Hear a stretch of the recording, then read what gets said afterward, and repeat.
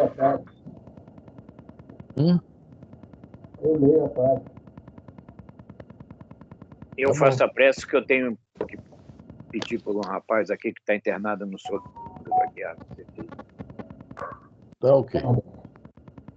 Mas faça-se tudo recentemente com ordem. 1 Coríntios 14:10. Todos os êxitos da ciência humana se verificam na base da ordem estabelecida pela sabedoria divina em todas as esferas da criação.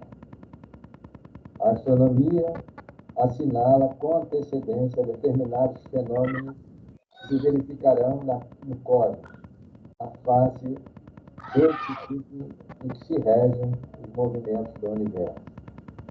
A medicina formula prognósticos exatos em vista de contar com a regularidade das ocorrências orgânicas no veículo físico.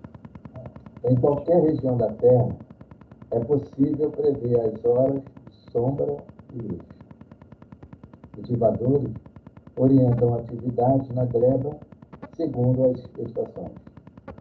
A planta produz conforme a espécie e toda a enxertia praticada pelo homem se caracteriza por limitações definidas nas estruturas do reino vegetal.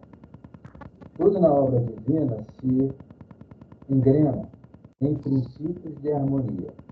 Abstenhamos-nos, pois, de tumultuar as instruções do Espírito com a desculpa de exaltar a caridade ou com o pretexto de cumprir a vontade de Deus. A evolução e aperfeiçoamento constituem realização de todos os atributos e todos atribuindo a tarefa a cada um. A primeira mostra os desígnios da providência, seja onde for. Aparece no dever a que somos chamados na construção do bem comum. Sejamos assim leais ao encargo que nos compete. Qualquer engenho para atender com segurança pede ordem, e a ordem silencia, se afirme cada peça em seu justo lugar. Emmanuel. Senhor Jesus, meigo mestre, te agradecemos por mais esta oportunidade que estás nos concedendo de nos reunirmos para mais um estudo. De hoje, o céu e o inferno. Te agradecemos também pela tua misericórdia derramada sobre nós, a tua paz, o teu amor. E te pedimos, iniciamos logo, Senhor, com um pedido. Lucas Lemos Boaventura Braga, internado no Hospital Souza Aguiar, no CTI, crescendo e precisando de muitos cursos. Te pedimos também, Senhor, que nos abençoe, a nós aqui presentes, aqueles que ainda chegarão e aqueles que não poderão chegar. Abençoe e envolva os nomes das pessoas que constam no nosso livro de prece, em nossas mentes e em nossos corações. E pedimos ainda, Senhor, que amplie nossas mentes, para que possamos absorver o que estudamos na noite de hoje. E te pedimos ainda que se faça presente junto ao nosso irmão Afrânio, mediador do estudo, para que ele seja devidamente orientado, que nos transmita as informações que tanto precisamos, que tanto necessitamos. Pedimos ainda, Senhor, aos nossos irmãos desencarnados, aqueles que tiveram desencarne agudo, os suicidas, especialmente, os amores desencarnados, e todos aqueles outros desencarnados que não foram. Ajuda. Nós necessitamos de recuperação, sentido sentido moral, no sentido ético, para que possamos realmente um dia aproximar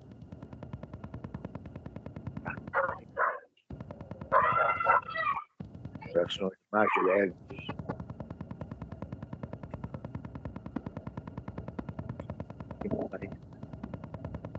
Abençoe a todos aqui que, de alguma forma, se dedicam à nossa doutrina, estudando, transmitindo, para que possamos ter uma quantidade maior de irmãos na nossa doutrina, divulgando, assim como o Bruno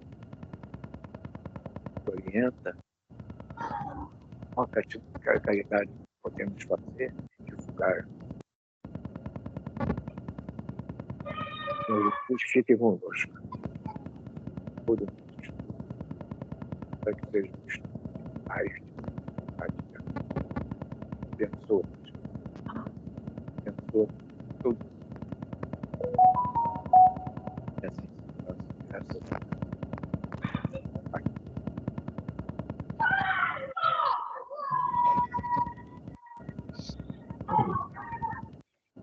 Graças a Deus. Mafane, você sabe dizer alguma coisa? Alguém sabe dizer alguma coisa sobre a Consuelo que não tem? Ah, ela está indo. Ah, eu tá sim. estou aqui, seu Roberto. Ah, Boa mas eu não tinha noite. visto você não tem vindo. Não, Graças a Deus, sexta-feira. graças a Deus, não foi a minha mentalização, por isso eu estou perguntando. Mentalizei você, não foi a minha mentalização, foi naturalmente o seu merecimento. Então, ainda bem que você está de volta, nosso. Obrigada, seu Roberto, por senhor lembrar de mim. Eu tenho muito carinho pelo senhor mesmo. Tá, Obrigada. Boa Obrigado. noite, gente. Boa Boa noite. noite. Boa noite. Sexta-feira é aquele dia, seu Roberto. A Consuelo faltou. Eu faltei Entendeu? o pancadão, correu pancadão, solto Roberto. aqui. Mas ela Não não, tem problema. não sejamos ingratos em pensar só nisso. Ela estava com dor nas costas, lembra que ela estava Eu sei, Mas o senhor sabe que, e depois a sua disso, oração foi forte a beça. E depois disso ela andou ausente alguns estudos, mas graças a Deus já está aqui preso. Melhorei, graças a Deus. Muito obrigada, seu Roberto. Muito obrigado mesmo. É isso. É obrigação. Nossa. Obrigada. Obrigada. Bom, hoje é o Céu e o Inferno. Nós estamos no capítulo 6. Tá? Bom, nós começamos, né? Argumentos a favor das penas eternas, né? Item 10, né? Item 10. Tá? O Kardec vai colocar o que é falado nas ruas, né? Todo mundo fazendo o seu argumento a favor da pena eterna, e Kardec vai colocar, e os espíritos vão colocar as refutações. Ou seja, ele vai colocar, né, o pensamento, a visão espírita sobre esses argumentos, tá? É isso que ele vai nos passar. Ok? Item 10. Dona Elisa, e sexta-feira não foi pro pancadão, ficou muito triste, viu, Consuelo? Mas... Não. Tá vendo? Tá vendo? Não fui, não fiquei triste. Nenhuma coisa. Esse diz nosso amigo, né? Pois é, né, seu Roberto? Se fosse pelo nosso menos ele inimigo, fala francamente.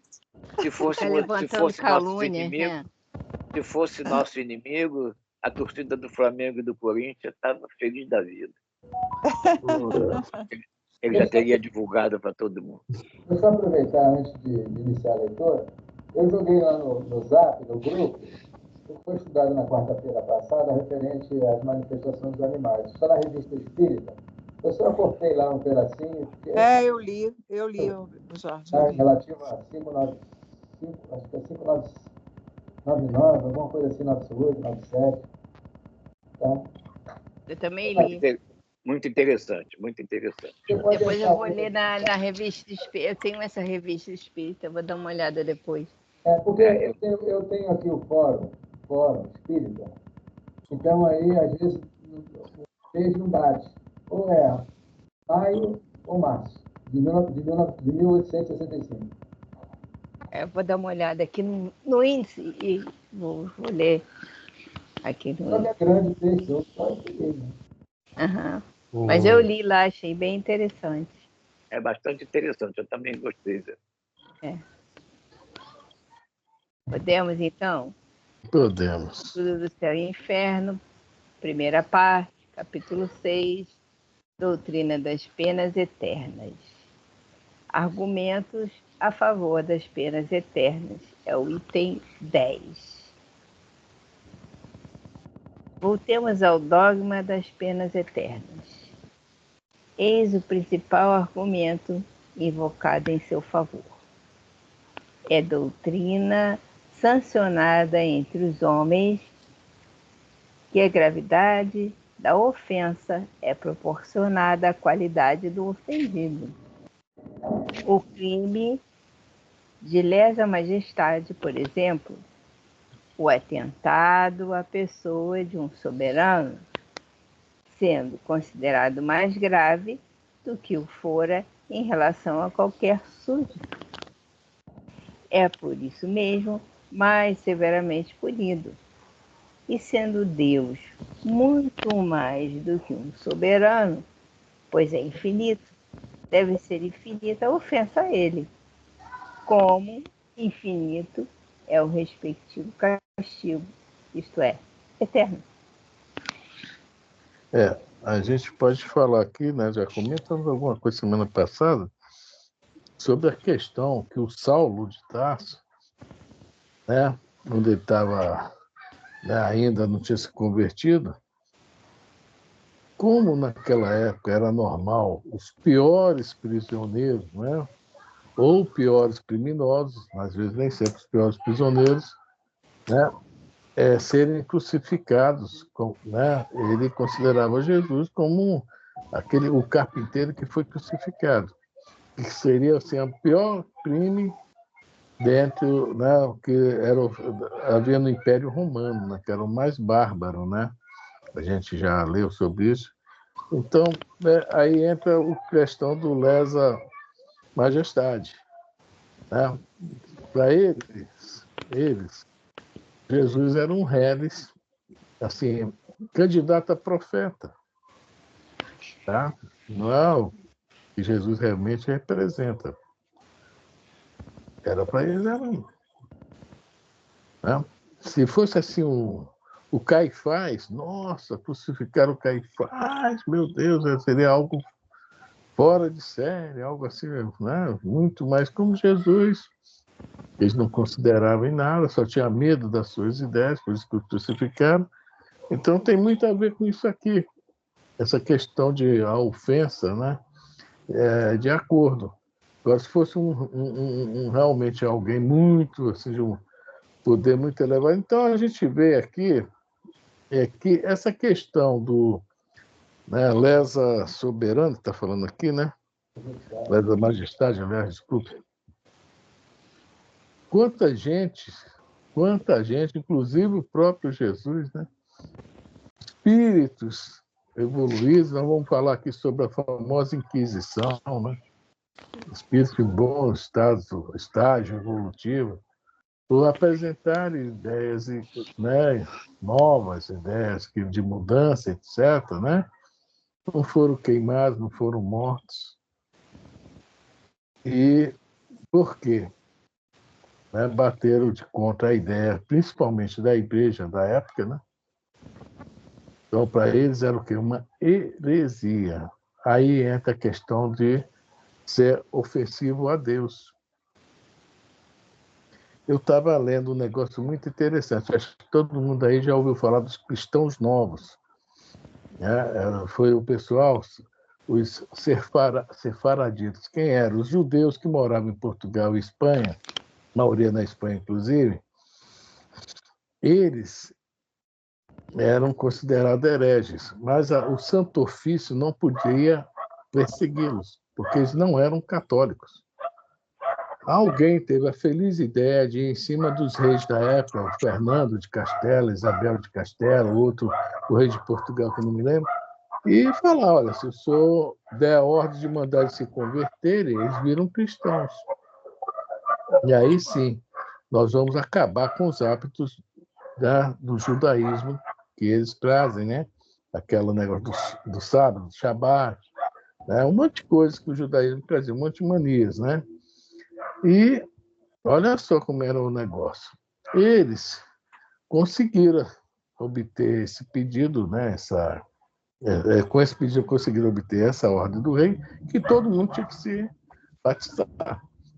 Aí batizaram esses judeus, chamados de cristãos novos, e mesmo assim continuava a perseguição. E a gente sabe que eles também não visavam só a questão religiosa, né?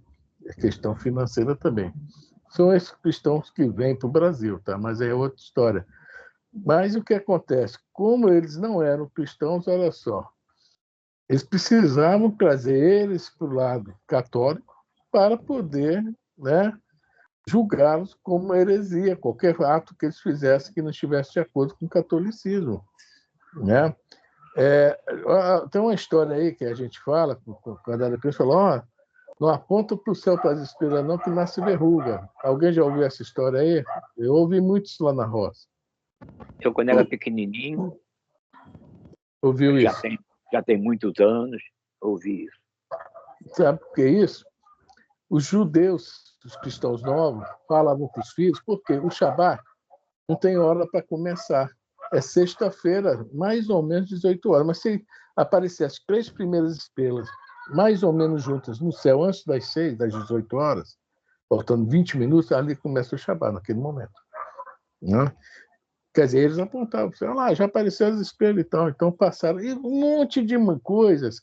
Olha só as bobagens que a Igreja Católica perseguia, tá? Para ver se os caras continuavam indo, né? A questão da carne de porco. É um monte de coisa. Tudo isso era considerado heresia, ou seja, era um crime contra Deus. Olha só o despropósito disso. Quer dizer, mas nós estávamos lá, viu?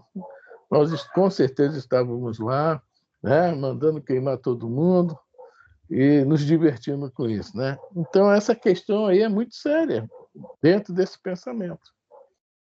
Fala, Jorge. Se eu não me engano, eu não tenho lembranças. No Ave Cristo, não tem uma passagem de uma obsessão séria dos judeus sobre os cristãos. Eu não me lembro, eu não estou bem lembrando, eu estou confuso aqui, você vai falando, eu estou mais ou menos... Oi. É o livro do Divaldo. É o livro do Divaldo? É o primeiro daquela série da trilogia sobre a transição planetária, é o primeiro, que o judeu coordena todo o combate, principalmente ao espiritismo. Você está falando agora, dos tempos atuais. Sim. Isso aí que tem... Não, eu sei desse, de repente tem outro, não estou falando que tá.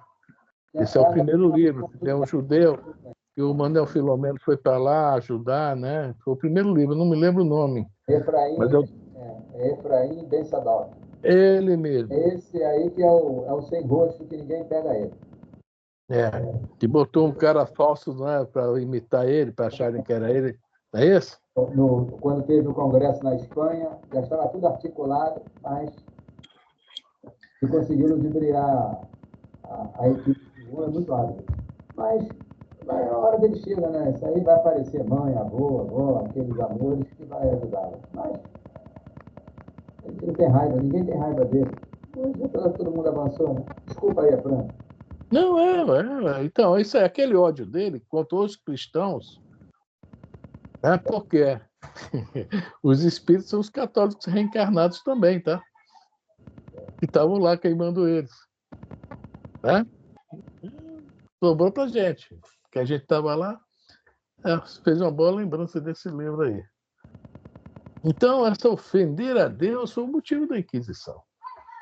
Né? Aquelas mulheres inteligentes, aquelas mulheres que sabiam também mexer talvez com ervas, curas, etc. Bota na fogueira que é bruxa. Lesa majestade, ou seja, lesa a Deus. O namorado da Alcione, o Carlos, namorado entre aspas, né? Estava nesse rolo aí. Né? O Antônio disse que ele vinha para fazer uma tarefa, né, e cumpriu, está lá no livro Renúncia, né? Ele cumpriu uma parte dela. E essa parte, ele foi o braço invigilante, vamos dizer assim, né? Da lei, é. Ele embaraçou-se, mas ajudou muita gente a avançar. Mas deixou muito o adversário para trás, com a cabeça distorcida. Né? Meu Deus, complicado. É isso aí. Né? Para o progresso, assim como é que fala, atrasando, como é que fala, retroagir, né? O progresso continua, só que a gente pode embaraçar. E olha aí o problema de quem embaraça o progresso, né? Tá a pergunta lá na lei de progresso sobre isso, né? Bom, então vamos lá. Agora o Kardec e os espíritos, né, vão colocar a refutação. Vamos lá. Alguém que mais quer comentar, seu Roberto, Consuelo, Elisa? Não, para mim está tudo bem. Está todo mundo assustado, né, seu Roberto? Quando falou, somos nós reencarnados, os católicos, canais? Sim. Quando você falou, somos nós, nós vamos parando para raciocinar com sinceridade, com honestidade, as coisas erradas nós fizemos. Por isso nós estamos aqui hoje, reencarnados ainda, né, estudando o Espiritismo, para nos melhorarmos daquilo tudo de errado que nós fizemos. É isso aí. Beleza? Refutação. Toda refutação é um raciocínio que deve ter seu ponto de partida, uma base sobre a qual se apoie, premissas, enfim. Tomemos essas premissas aos próprios atributos de Deus: único, eterno, imutável, imaterial, onipotente, soberanamente justo e bom, infinito em todas as perfeições. Bom, essa é a resposta da pergunta 13, se eu não me engano, do Livro dos Espíritos.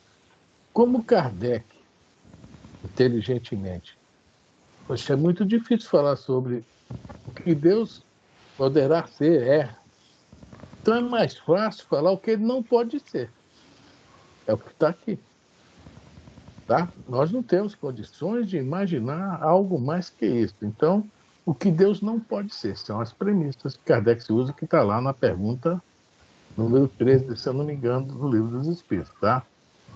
Deus não pode ser nada disso. Assim, nada contra isso.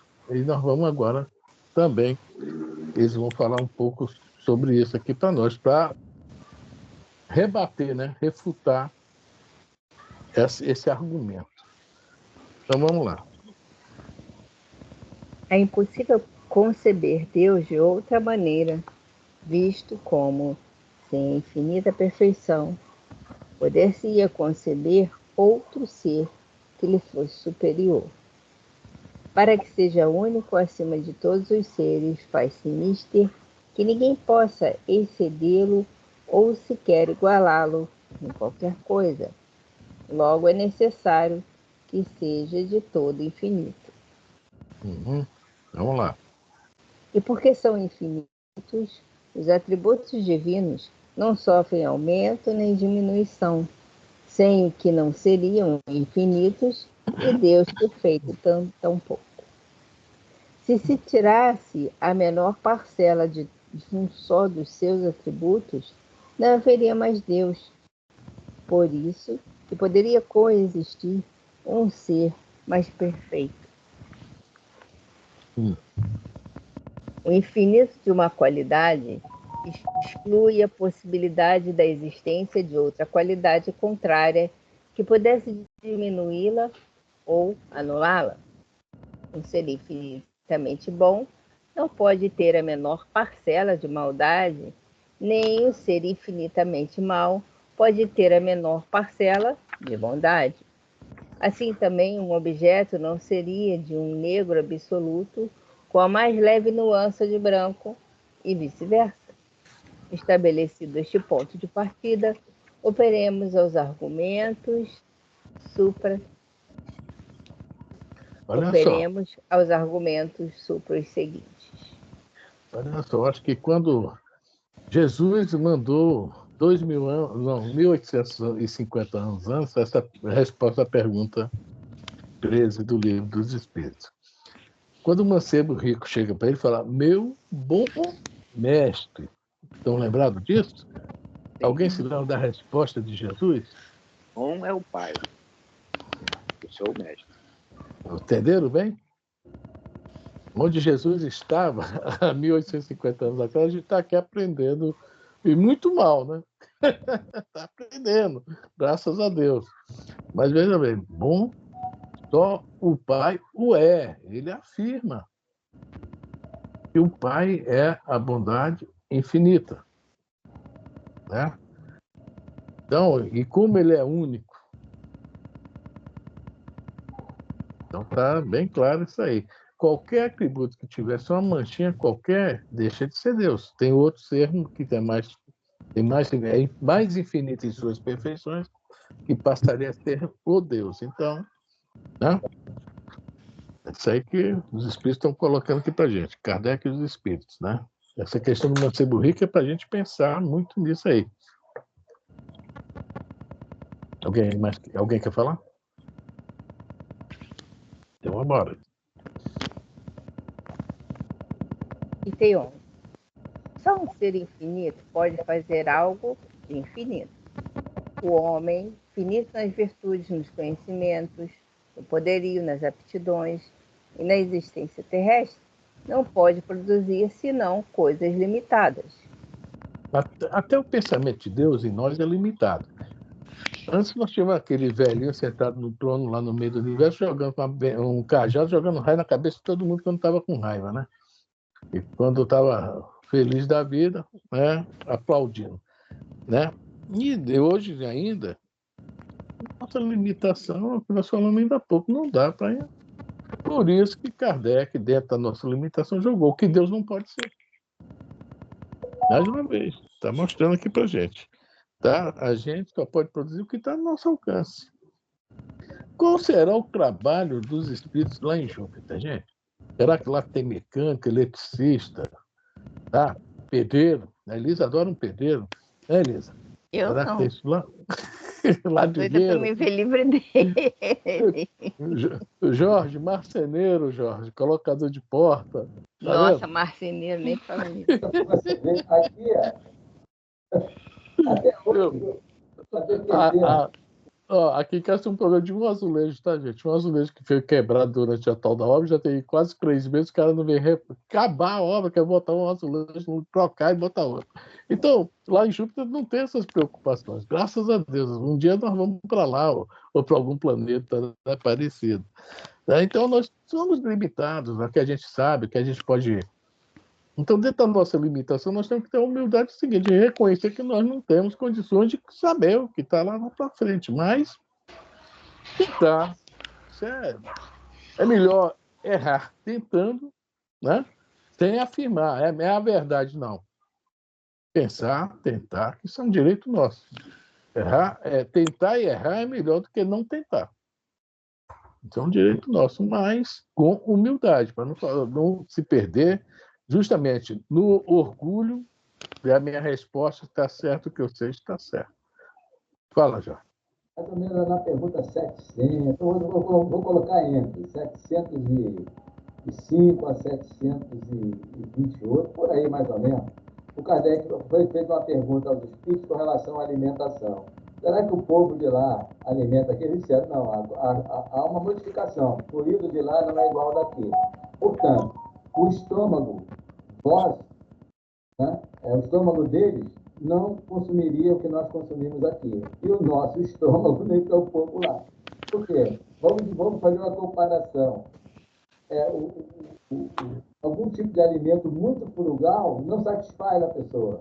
Aqui, comendo aqui. Porque o nosso digestório é específico para alimentação pesadonas, né? Carne pesada, carne seca, boi, como é que é? Jorge, vai sair todo mundo correndo e largar o estudo, viu? Você está fazendo uma propaganda forte aí, tá todo mundo salivando. A uma hora dessa. Jorge. A 723 que fala sobre a nossa. A 723 fala sobre nossa alimentação, tá? Pergunta sobre essa questão do consumo de carne, né? Do animal, né? Mas, tá? Não vamos falar sobre ela, porque isso é. Mas realmente, isso aí é verdade pura, tá? A nossa limitação é essa.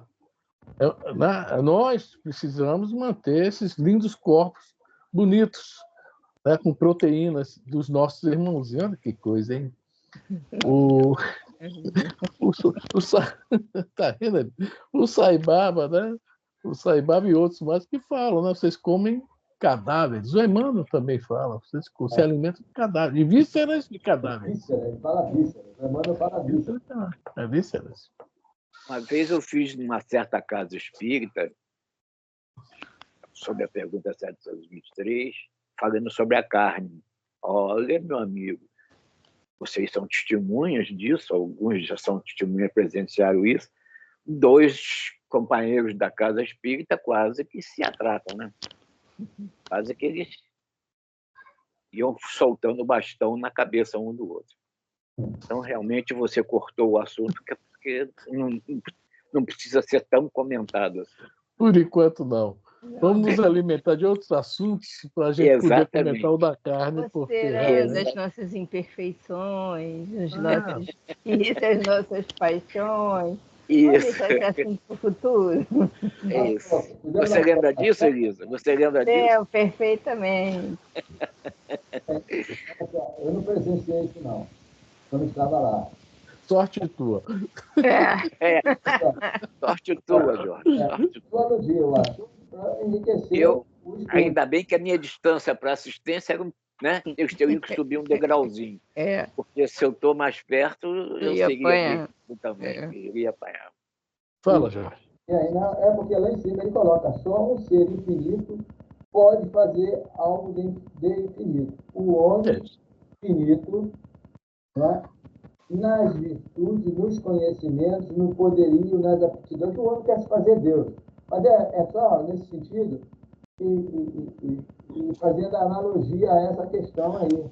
Porque o Criador, ele elaborou tudo. Muitas pessoas acham que, o Kardec faz até uma pergunta, eu também não me lembro, emana de Deus a criação? Os Espíritos respondem não. Não emana. Por quê? Ele determinou. E quem são os criadores, na verdade? São os Cristos e a equipe, né, ligada a eles. É mais ou menos isso aqui. Então, os co-criadores, no caso, né? Os de plano maior. E nós aqui achamos o supra-sumo e nos lascamos todas, né? Eu vou parar por aqui. Tá? Fortalecendo o que você acabou de falar, Jorge, lá no início do capítulo do 10, ele fala, é doutrina sancionada entre os homens, então tornou-se lei. É sancionada, foi sancionada, tornou-se lei. Então, é isso que você acabou de falar agora, Jorge. Reforçou o que você acabou de falar. Bom, vamos lá, dona Elisa. Se o homem pudesse ser infinito no mal que faz, sê-lo igualmente no bem, igualando-se então a Deus. Se o homem, porém, fosse infinito no bem, não praticaria o mal, pois o bem absoluto é a exclusão de todo o mal. Os Espíritos falam o quê? Que o progresso é inevitável. Mas tem espíritos que veio para o planeta Terra, tá aí, vai sair sem ser nem ao menos reencarnar. Eles não quiseram se colocar em condições de... Mas num futuro, com certeza, não sabemos onde nem quando, tá? A lei de progresso vai acontecer, né? Então, o mal não é absoluto. Porque é criação nossa, não é criação de Deus. Nós, né, infelizmente, criamos e alimentamos. Deus não, bem absoluto. Bondade suprema, como é que fala? Soberanamente bom, né, e soberanamente justo. quem é justo não conhece também essa palavra mal. Né? Bom, alguém quer falar? Eu estava tentando lembrar aqui, não tá aqui comigo, o Pensamento em Vida, ele fala dessa questão do pensamento. Né? Porque muitos de nós nos associamos, essa associação, que o Emmanuel cita, e a gente vai, assim, sintonizando-se com esse ou com aquele espírito em relação à afinidade. E a ideia vai sendo alimentada, e nós vamos criando essa forma, a imagem. O que nós pensamos, na verdade, né, nós criamos. E é isso que gera tudo, é isso que está sendo aqui comentado, né? Estou tentando extrair lá o pensamento do Emmanuel para trazer para a gente aqui. Porque aqui está de uma forma mais, vamos dizer assim, pura, e precisa ser desencronhada da letra, né? O nosso entender. Que é um pouquinho até difícil para mim, vou falar para mim, tá? É até um pouco difícil, mas é assim que a gente vai caminhando, gradativamente. Vai por aqui. Aos poucos. Vamos lá, Elisa. Admitindo-se que uma ofensa temporária à divindade pudesse ser infinita, Deus, vingando-se por um castigo infinito, seria infinitamente vingativo. E sendo Deus infinitamente vingativo, não pode ser infinitamente bom e misericordioso, visto como um destes atributos exclui o outro. Se não for infinitamente bom, não é perfeito, e não sendo perfeito, deixa de ser Deus. De novo, bate naquilo, né? Não pode ser Deus, ou seja, o que Deus não pode ser. Vamos lá, Elisa. Se Deus é inexorável para o culpado que se arrepende, não é misericordioso. E se não é misericordioso, deixa de ser infinitamente bom. Por que daria Deus aos homens uma lei de perdão, se ele próprio não perdoasse? Resultaria daí que o homem que perdoa os seus inimigos e lhes retribui o mal com o bem, seria melhor que Deus, surdo ao arrependimento dos que o ofendem, negando-lhes por todo o sempre o mais ligeiro carinho. Por isso que confundem, né, Jesus com Deus, né? Porque no Evangelho de João, os discípulos todos falando, como será Deus? Sei o quê, acho que é o capítulo, não sei se é 8 ou é 9. Aí Jesus fala, vocês querem conhecer a Deus? Olhem para mim. Ele não está se falando que ele é Deus. Mas querem conhecer a Deus? Olhem para mim, ou seja, porque ele já faz, né, o que Deus mais pede, o bem. Né? E está dentro dessa condição aqui. Perdoa mesmo, não é de boca para fora, etc. Quer dizer, mas então se Deus não perdoasse, ele seria realmente o Deus. E ele em vida aqui entre nós provou e tudo isso, né? Até na própria morte, né? Falando, Deus perdoa, eles não sabem o que fazem. E pior que até hoje a gente continua nessa história, não sabe o que faz. Esse que é o problema. A gente tem que aprender o que fazer, pelo amor de Deus. Fala, Jorge. Até a 621, eu fui lá. Onde está escrito a lei? Na 621. É isso? É, isso aí. Visto que o homem traz na consciência a lei de Deus, que necessidade havia de ser ela revelada? A ele esquecer e desprezar. Aqui, então, Deus lhe fosse lembrado. Porque Jesus é o modelo que guia. Então, você acabou de comentar, olha para mim. Porque eu vim aqui para fazer a vontade do meu Pai. E essa palavra aí que pega, viu, Jorge? E a desprezar. Né? Aí que nós entramos. Né? Ele a esqueceu e a desprezou. Nós desprezamos a lei de Deus. É uma coisa mesmo para um planeta igual ao nosso. Essa pergunta, essa resposta aí é forte. E é necessário uma cabeça bem arejada para sair da letra. E aí é o que eu não consigo entender. Eu acho que foi só dois, na minha ótica, que conseguiram, né? A gente tirando lá por D, não, lá por D não, como é que é? Tem um Fenelon. Fenelon é os três. Fenelon, o Vicente de Paulo e tem um outro. Santo Agostinho. Porque o Agostinho, quando acordou, saiu do zero, saiu daquele estado de morbidez para cima. O Vicente de Paulo também. E o Fenelon é um grande filósofo, e ele aborda isso assim, de uma forma bem, a palavra, assim, fica claro aos nossos ouvidos, de uma forma lúdica, e não embaraça tanto. Agora, Santo Agostinho embaraça um pouco, mas depois ele destrincha sempre nos finais dos textos, deixando claro, fazendo alusão à reencarnação e falando do Criador, de uma forma bem clara, tá? Destrinchando, desvinculando, até entre linhas, não perceptível, que Jesus não é Deus. Eles deixam claro isso. Eles deixam claro. O Paulo, se eu não me engano, também alude a alguma coisa a respeito. Mas no livro Paulo Estevão. Não, lá nas cartas de Paulo tem alguma coisa assim a respeito, é que eu não... Vamos lá, Elisa? Vamos.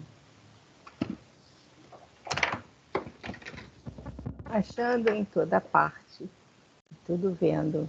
Achando-se em toda parte, tudo vendo. Deus deve ser também as torturas dos condenados. Deus deve ver também as torturas dos condenados. E se ele se conserva insensível aos gemidos por toda a eternidade, será eternamente impiedoso. Ora, sem piedade, não haverá bondade infinita. É uma coisa interessante aí, porque aí nós vamos entrar em outra questão aí. Como é que Deus já tudo assiste? Né? Não cai um filho do seu cabelo que não esteja contado, etc. Né? Aí nós vamos lá no livro da Gênesis, né? Sobre o fluido cósmico, né? Sobre a previdência divina, não é isso? Está lá no livro da Gênesis, capítulo 2, etc. Então, é uma ideia também, como é que a pessoa acha, sem ter é isso que a gente fala sobre o conhecimento, né? Deus vê tudo. Ou então ele não vê. O cara tá, será que Deus não vê? Onde estava Deus? São perguntas que, para nós, têm resposta. Né? E é que está falando uma coisa antes, né? Se ele visse os caras sendo, né, falando aqui, as torturas, né? Ou será que ele não está vendo? E por que está acontecendo? Coisas que, graças a Deus, graças a Jesus e aos bons espíritos, nós temos as respostas, né? Com consciência, né? Bem lógicas, lúcidas. Tá? Então, aqui está explicando, não haveria vontade divina se ele visse acontecer e não fizesse nada, não. Mas foi o Jorge falando ainda há pouco sobre a questão do braço invigilante da lei. Nós sabemos disso, porque é a palavra reencarnação.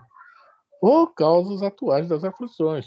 Fez um pouco antes, infelizmente já foi, até por sorte, já foi corrigido na própria vida. É o que vai acontecer com Paulo.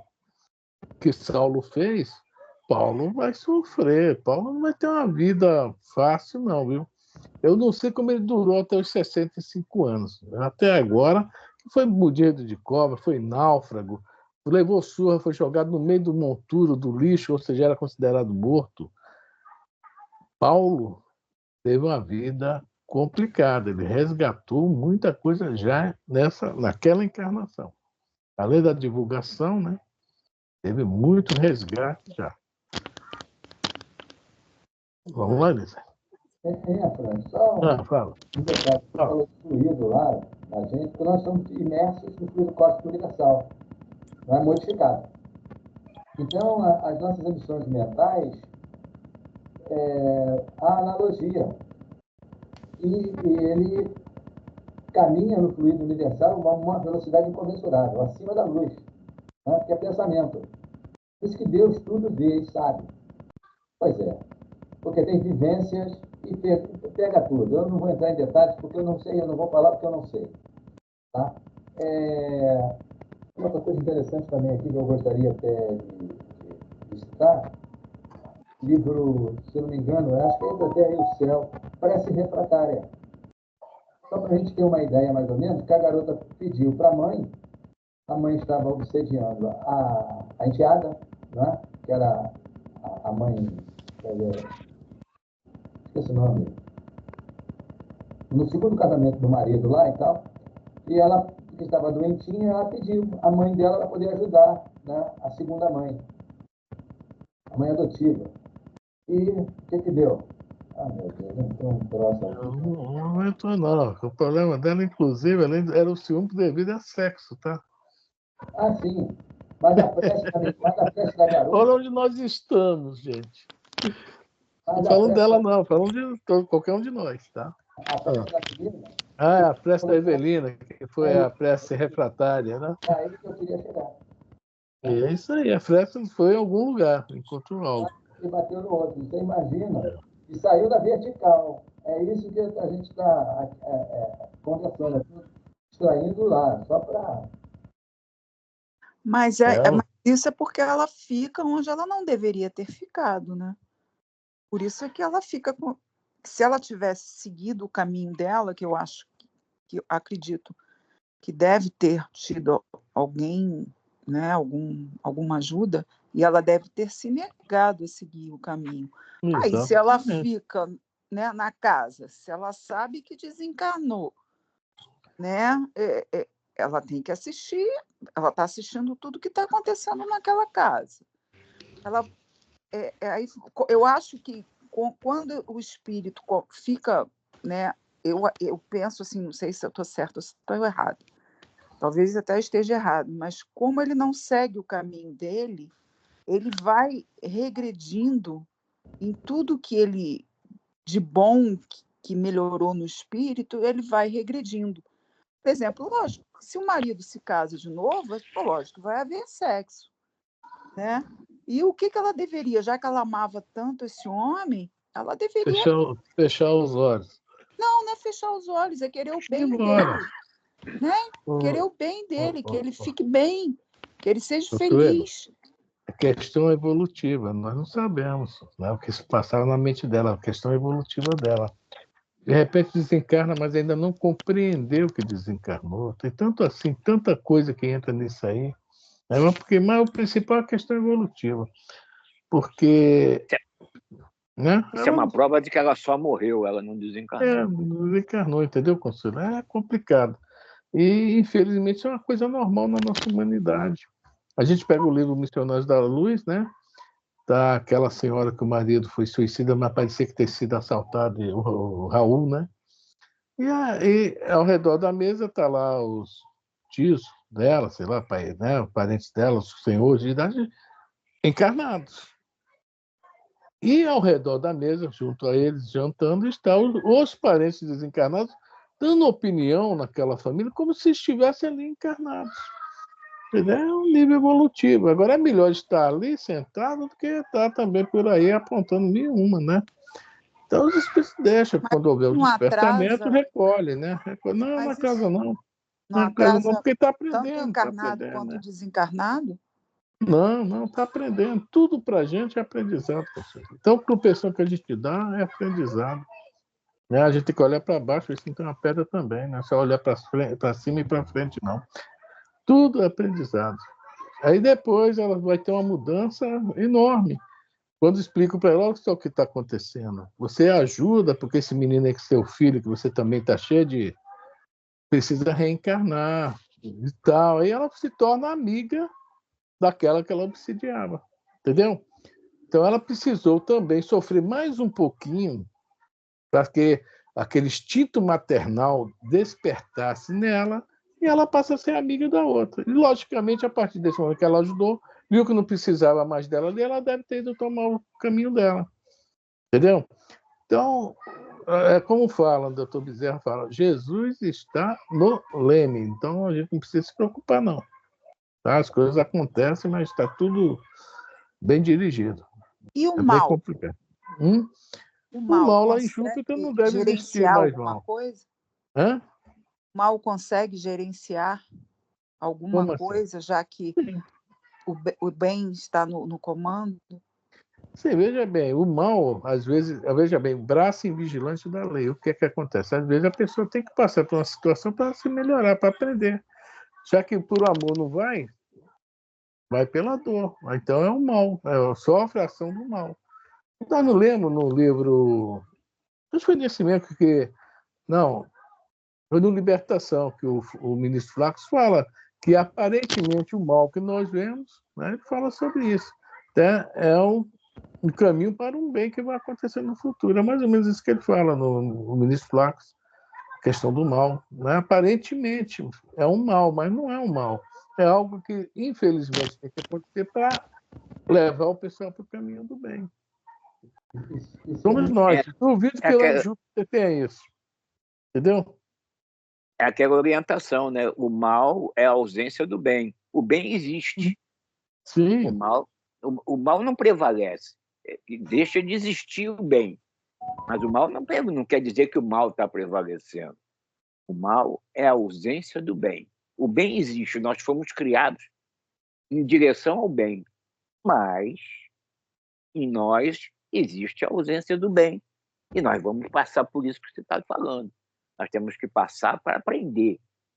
Voltar a adquirir aquilo que nos foi dado e nós já deixamos correr pelos dedos, que é o bem. Então, o mal é a ausência do bem. O mal não existe. O mal não existe. É uma ausência do bem. Então, nós deixamos passar o bem, escorrer pelos dedos e ficamos com o mal, né? Isso aí, é aquela questão, né? A gente dá pergunta 621, letra A, né? A desprezar. Nós desprezamos as leis de Deus. Então, infelizmente, se nós desprezamos, há, né, um preço. Nós temos que voltar para o caminho correto. Se nós desprezamos, é que nós fomos por outro caminho. Aí é o mal. Voltou para o bem, Deus é misericordioso, quer a gente é no bem, vai nos dar condições de voltar para o bem, de crescermos, de tudo. A quem, né, quem mais foi dado, mais será, né, acrescentado, porque a gente quer o bem. Então, já foi dado isso para a gente. Então, e nós queremos mais, então será mais acrescentado, mais condições vamos ter. Mais oportunidades, tudo vai surgir na nossa frente. Só que a gente acha que às vezes a oportunidade é aquela questão do carro novo, da casa nova. Não é nada disso. Né? Aqui nós falamos daquele filme, né? Que o padre está no tribunal. Eu pedi a paciência, Deus me mandou o quê? Problemas. Né? Olha o bem aí, através do mal. Né, Consuelo? Entendeu? Pedir. Paciência fala Sim, três, quatro coisas, né? Que ele fala, é tudo. Eu assisti esse doutrina espírita pura, aquele padre, né? Doutrina espírita pura. Vamos lá, Inês. Eu ia falar só um negocinho. Fala. Fala. Como nós somos extremamente egoístas, né? E o nosso modo de união com o nosso companheiro ou com a nossa companheira é um modo de união egoísta também, de posse, né?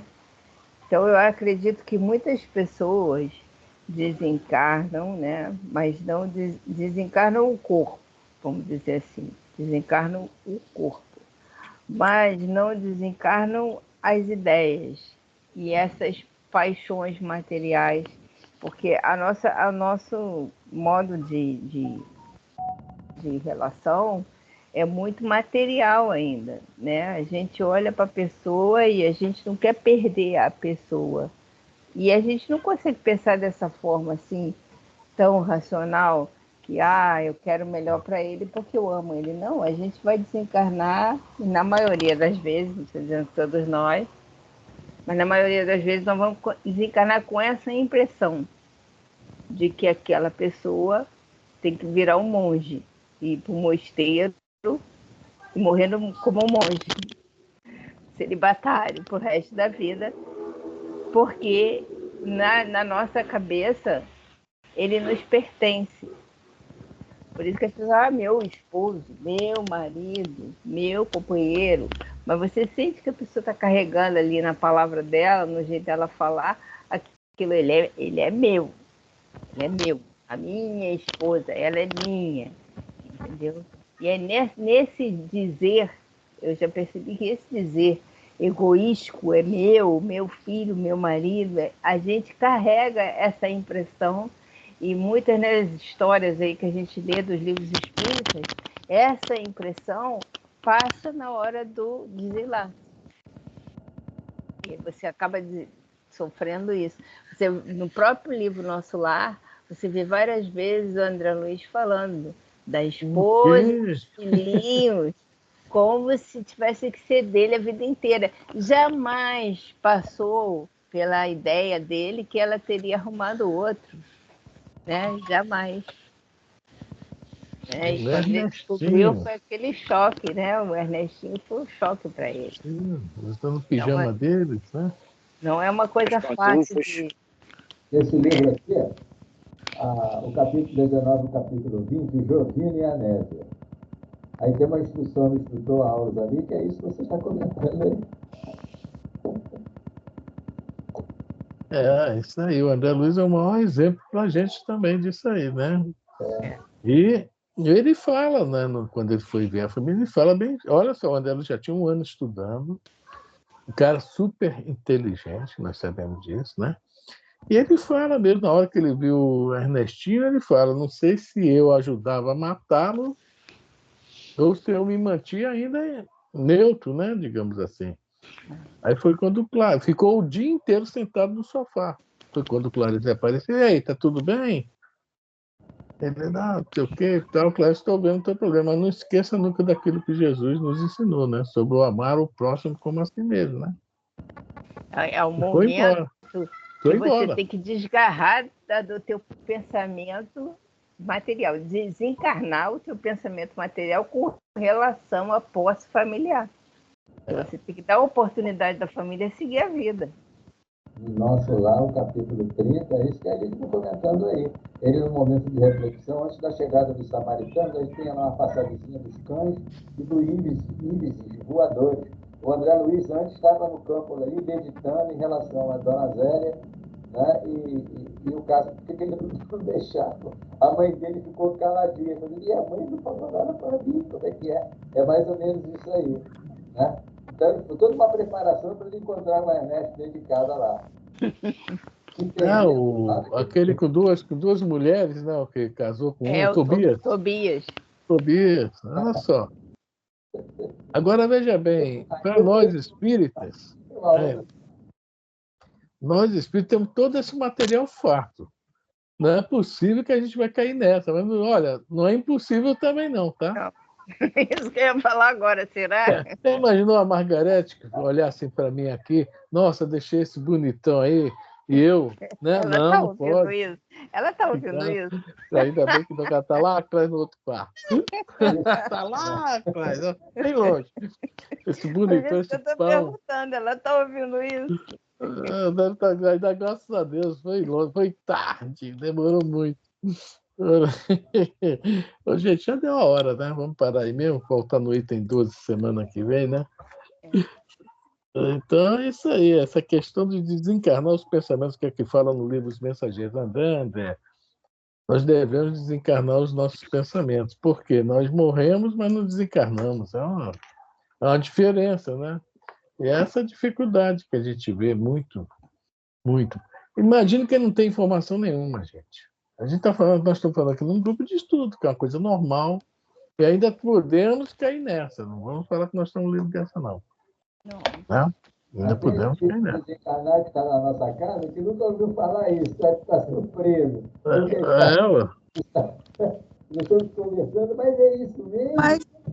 Mas aí essas pessoas deviam ser ajudadas 1000 vezes mais do que a gente, né? Porque se nunca ouviu falar disso, Mas Consuelo, se eu chego para você e falo um exemplo assim, uma coisa que você não conhece, né? Para você nem existe. Ó, Consuelo, vamos embora na casa, tem uma rua ali. Você nunca. Pô, a rua está meio escura. Eu falo, Consuelo, vamos para ali que ela é o lugar mais seguro que existe. Na tua visão está escura, mas eu aqui estou vendo que aqui, estou vendo tudo que está acontecendo na rua e é um lugar super seguro. Você não vai, não vai mesmo. Não, vamos embora que eu conheço a rua, é tranquilo. Não, não, não, não. Então eu vou fazer o seguinte, vou deixar ela aí por enquanto. Quando ela tomar umas três tropeçadas aí, uns três probleminha e tal, eu chamo de novo. E chamo de novo. Uma hora você vai falar, não aguento mais, quero ir, me leva. É isso aí, Consuelo. Entendi, Infelizmente, entendi. eles precisam, sim, mas você lembra da questão também do despertar da consciência? Não aceita. Vai falar em reencarnação na rua, tu apanha. Né? Ah, mas eu acho que não está mais tanto assim, não, né, Afrânio? Não sei. Pelo. Assim, Consuelo, você vive num meio, eu vivo em outro. O meio que eu vivo só tem evangélico mesmo, daqueles, infelizmente, que não tem pouca instrução.